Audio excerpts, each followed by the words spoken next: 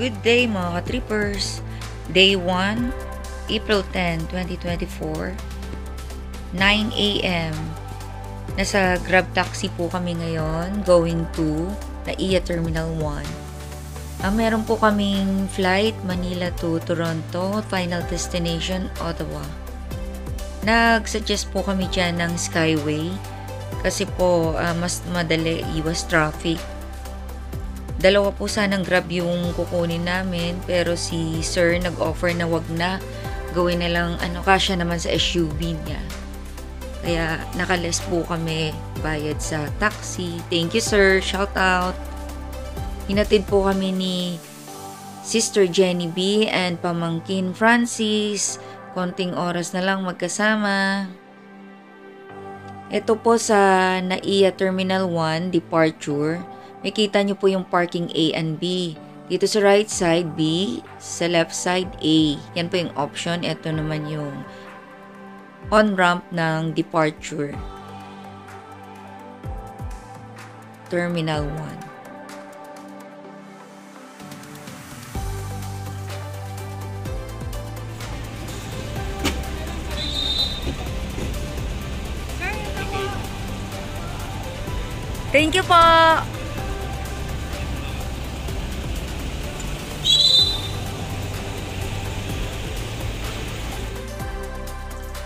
Ayun, entrance oh. Departure, ka-tripper, international flight, NAIA Terminal 1. Ikaw magkuha. Ano yun? NAIA Terminal 1.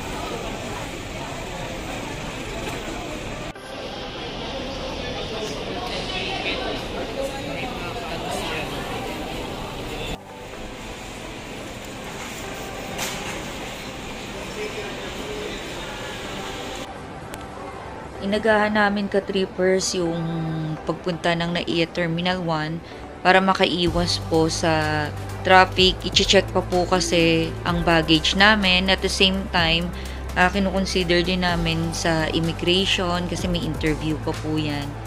Ang punta po pala namin sa Canada is international student open work permit. Na approve po kami noong February 2. Ni-lodge December 18. Ito po yung sa loob ng NAIA Terminal 1. Magche-check-in muna kami ng baggage ka-trippers. Pero alam namin na may excess po kami kasi hindi naman accurate po yung kiluhan namin or weighing scale dun sa bahay. Sa flight po namin na Philippine Airlines, PR118, allowed po kami to carry 2 bags each, 23 kilograms. Then, yung excess baggage po na yon, babayaran na lang dito sa airport. Kaya lang po, nung nag-excess po kami, ang ibang baggage namin, hindi exactly 23 kilograms, kaya nagkaroon po ng adjustment. So, ang total po na binayaran namin dyan is $250. So, ka-trippers, pwede bang gumamit ng cash or card? Yes, possible po yung credit card or cash. So, sa amin po, ginamit po credit card. After po namin maayos yung baggage namin, then nag-proceed na po ulit kami sa check-in counter. Yung business class po na counter, hindi lang po kasi busy yan. Lahat po dyan na available, pwede po kayong mag-check-in. Magpa-assist lang po kayo, marami po dyan tutulong. Kasama na po pala sa plane ticket namin yung travel insurance. So, total ng ticket na binayaran namin one way, dalawa na po kami is 155,000. CIC, Travel Services, lagay ko na lang po dito sa screen yung webpage nila and contact numbers. Dito po kayo, no? Hindi, dun po. Sir, Dito po kayo sa counter to print your boarding pass po. okay po. So, eto na lang din ipapakita namin pag arrive po sa...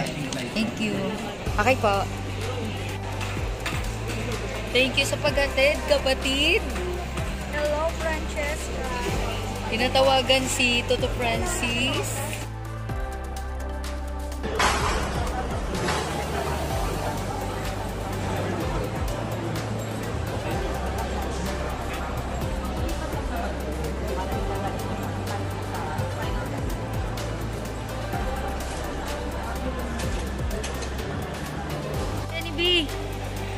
Thank you so much, Mama Jenny. Harap. Dali. Nakakain.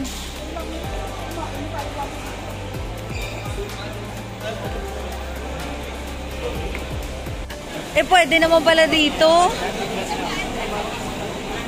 Jessica, pa-picture tayo. Kawawa ka naman. Di ka mala nakapas.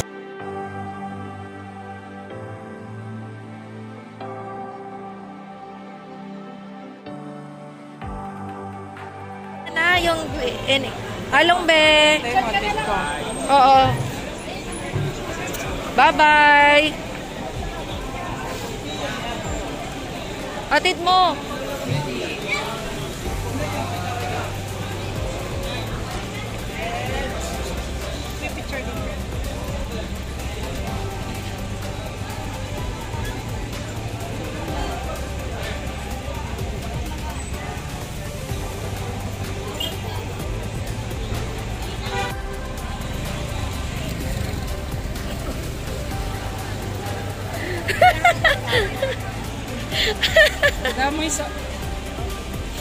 Damay sa buwan na.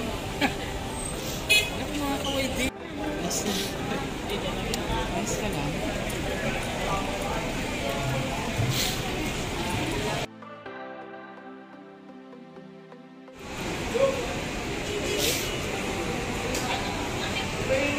Ayun na.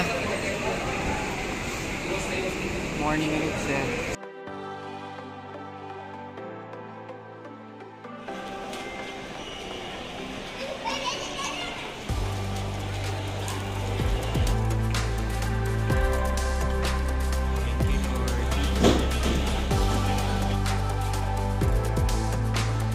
Thank you. Thank you so much. Kakatapos lang namin ng security check.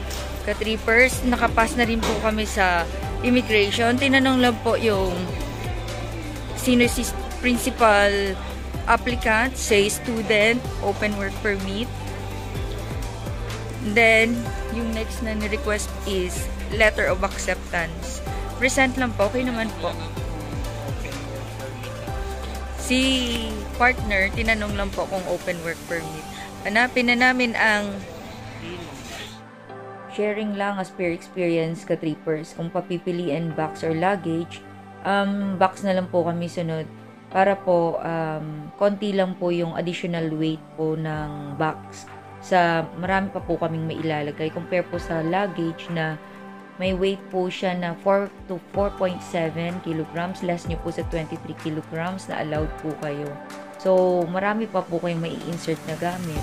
Convenient nga lang po talaga yung luggage may gulong. Ayun ka-trippers. Nag-try po kami ng airport lounge ka-trippers.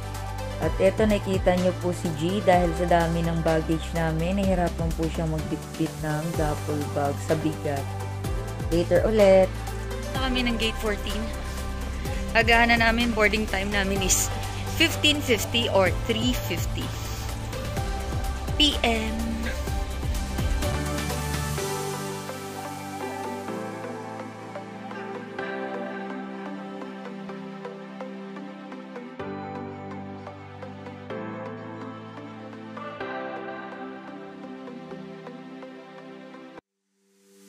Ayan, mahal na mahal ko yan eh. Yan o.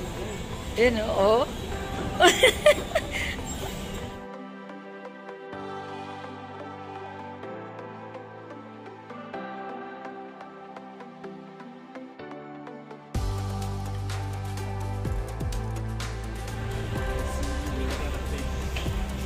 Before pumasok sa PR 118 lane, the trippers going to Toronto, passport and boarding pass verification first.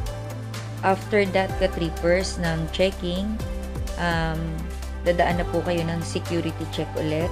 Security scanner po yan, ka-trippers. Pagpasok nyo, body scan and yung bag na hand carry nyo, yan po sa malayo, may kita nyo.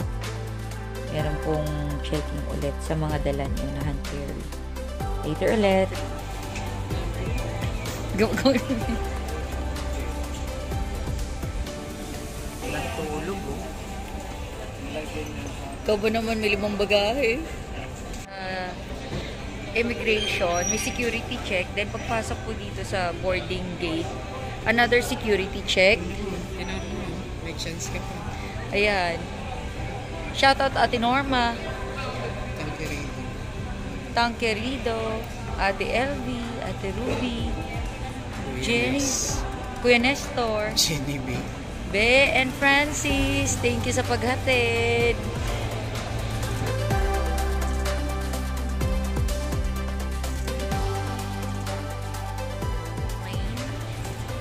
Ito ay napakalaki.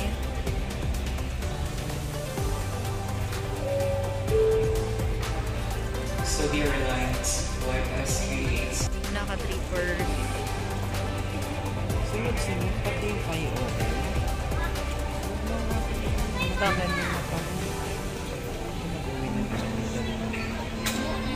Mga trippers. Letter F pa po kami.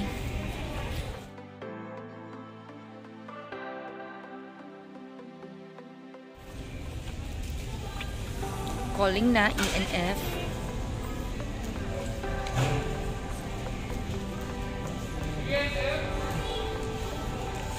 Good afternoon for meeting Philippine Airlines Flight Pier 118 bound for Toronto. Expected to accept passengers under route letter C and F.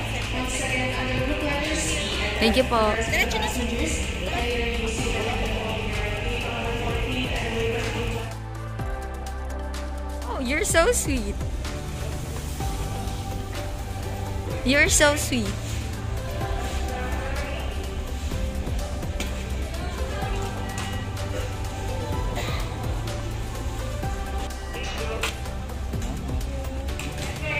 Babu. Haha.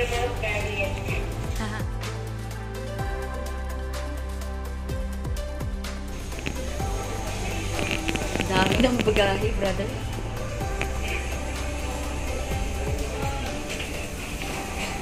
Ito journey naman to, flight. Ang ginawa namin kanina pagdating sa airport, inagahan namin, flight namin 16:35. Pero around 9:30 or 10, dito na po kami sa airport. Kasi check po yun sa immigration, mag-check in pa po kami ng baggage. Tapos yung purpose namin talaga ka-trippers, kaya nagahan namin yung baggage. Nag-over po kami. 4 na baggage plus excess. Kaya ayun, good luck. Nagbayad po kami ng $250 USD sa excess baggage na cartonite. Kasi karton po yun na binalot. Bilhin nyo na lang po yun sa online. Meron sa online. Dito sa may Terminal 1, pero hindi ko Ayun na nga. Pero kung tatanungin kami, kung nagbagahe po kayo going to Canada, much better po siguro direct flight. mag-box na lang po kayo. Direct flight. Kasi, then direct flight siya, pero ano pa rin, may transfer po kami, Manila to Toronto, then Toronto to Ottawa. Nung na-secure na po namin lahat ng baggage, meron pa po kaming 2 duffel bag na napakalaki, napakabigat, at 2 knapsack para sa laptop at valuable items. Then, nag-proceed na po kami sa immigration. Mamaya ulit ka-trippers. May autopilot na yun para sa barko. O, syempre. Maya na lang ulit ang kwentuhan ka-trippers. Sila lahat. Economy lang to ang nakuha namin kasi wala naman kaming budget na pang malakasan ng business class.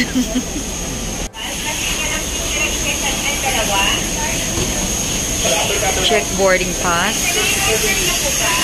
So kami economy F, dulong-dulo. Inside PR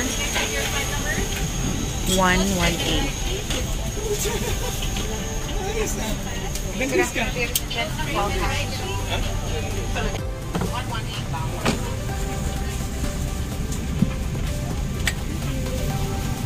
heartfelt thanks to our Mabuhay Miners for your continued patronage to our Grand Canada. Ayan. Dito po kami. Up next, the Trippers flight, Manila to Toronto. Share namin yung experience sa Trippers. Kung may question po kayo, comment down below lang po. Documented lang pong ginawa ko para meron po kaming remembrance someday as first time in Canada. Thank you so much for watching, for all our subscribers. God bless!